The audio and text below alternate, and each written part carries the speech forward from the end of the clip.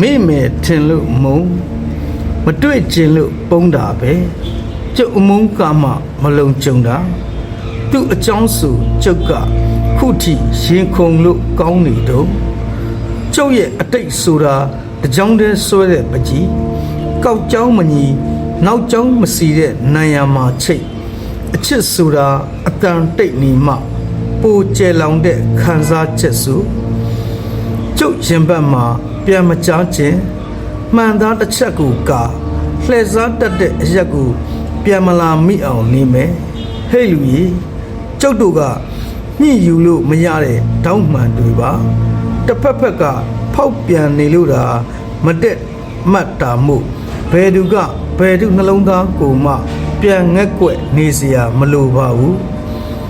မညိုတဲ့အရက်မှာမိုးတွေတဲပြနေလဲအပူပဲလေ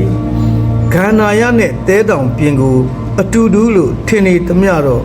တဲချင်းတူရင်တောင်အပူအေးမတူတဲ့အကြောင်းခင်များကိုယ်တိုင်တနည်းကောင်းကောင်းသိလာပါလိမ့်မယ်